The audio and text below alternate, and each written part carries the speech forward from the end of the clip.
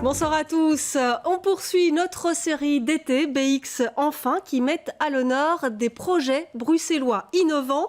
Une émission dédiée ce soir à la culture au sens large.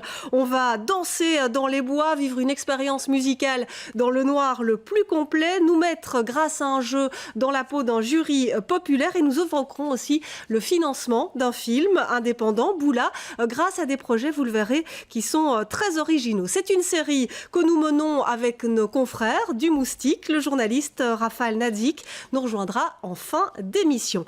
Et on démarre sans plus attendre avec Colline Billen. Bonsoir. Bonsoir. Alors vous êtes en 3 mots à la tête de Transcendance. Vous participez à cette association qui organise des stages de danse en forêt. Vous en revenez. Là, on va d'ailleurs regarder tout de suite quelques images. Le but, c'est de pouvoir aussi faire du recyclage d'énergie. Donc là, je ne mets en tension que ce que j'ai besoin et j'essaie vraiment de reposer le reste parce que cet arbre m'inspire en fait de sa forme. Et du coup, qu'est-ce que moi je peux inventer comme position harmonieuse pour me mettre dedans?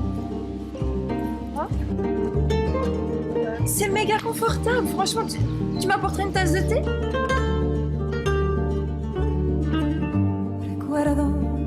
Donc l'idée, c'est vraiment d'apprendre à ne pas gaspiller l'énergie. On n'a pas besoin de plus.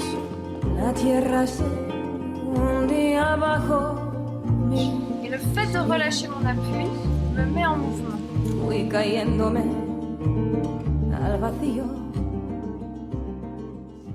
Danse avec les arbres, Colline Billen, c'est presque un retour aux sources, un retour à la nature. Comment vous avez eu l'idée de ce concept-là, très original pour le coup En fait, depuis 2009, j'organise ces stages de danse dans les bois. Donc c'est pas tout à fait nouveau. Mais c'est quand même quelque chose qui n'est pas très courant. Non, comment vous avez eu l'idée, vous, d'y aller comme ça un jour En fait, je donnais des cours de danse et bien-être depuis un petit temps. Et puis, je sais pas, un jour, il faisait beau dehors. Et je dis, mais on va sortir de cette salle et on va aller danser dans le parc, quoi. Parce qu'il fait trop beau, profitons-en. On est en Belgique, il y a un rayon de soleil, il faut être dedans. Et donc, on est parti danser dans le parc. Mais voilà, pieds nus dans l'herbe, on essaie de chercher du plat. Mais en fait, c'est intéressant aussi, les pentes, les trous, les arbres. Tout ça, ça peut nous donner vraiment d'autres sortes d'appui. Quand on travaille sur un plancher lisse et plat, on n'a pas l'habitude du coup d'adapter sa cheville au terrain accidenté et parfois le fait d'être en pente, ça peut nous apprendre des manières, des techniques du corps qui vont nous permettre après sur un sol plus lisse de pouvoir en fait gagner en fluidité, d'avoir un mouvement qui est plus contrôlé, de savoir tiens, si je veux accélérer ou si je veux freiner, comment je mets ma colonne vertébrale par rapport à la pente. Et du coup, après, sur une scène, je suis beaucoup plus efficace parce que j'ai pu aligner ma colonne avec celle des arbres, quel que soit le type de pente. Donc, il y a plein de choses à apprendre de la forêt, en fait, qui enrichissent le travail en salle de danse.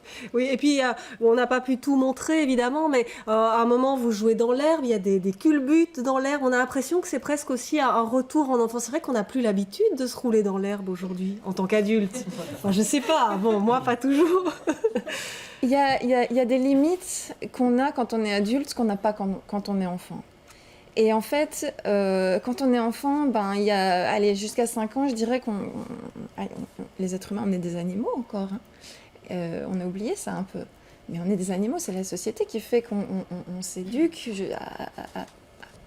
à développer d'autres capacités.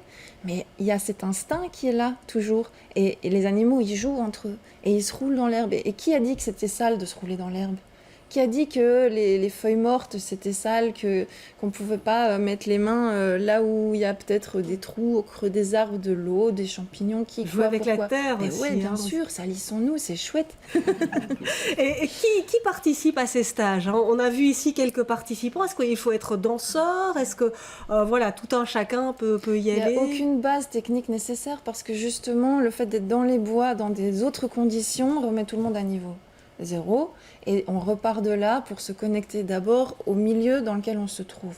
On a l'habitude d'être dans des boîtes bien propres, bien carrées, et là, si on se remet dans la nature et qu'en plus on essaie de bouger en harmonie avec la nature, c'est d'abord de pouvoir se rendre compte du milieu dans lequel on se trouve.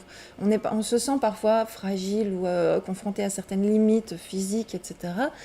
Et pourtant, si on regarde un arbre, on peut se dire « ouais, lui, il est solide, il est bien en ancre ». Mais en fait, essaye de toucher un arbre et tu vas sentir qu'il est fragile aussi d'une certaine façon.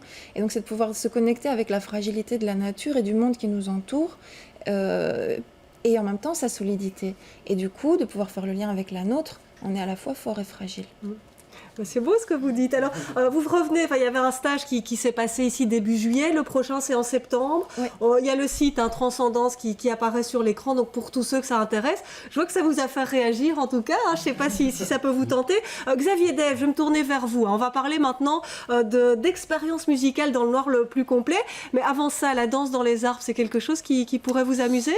Me salir les mains dans la boue, oui. Oui, au Tant moins qu'à ça vous danser, parle. Pourquoi pas, ouais. Alors, vous êtes à la tête d'un projet que vous menez à l'atelier 210, qu'on connaît bien pour les spectacles, les concerts qui s'y déroulent. Vous proposez, vous, d'écouter de la musique dans le noir le plus complet. C'est les Blackout Sessions. Comment c'est né ce projet-là ? C'est quelque chose que j'avais l'habitude de faire dans ma chambre d'étudiant il y a bien longtemps déjà.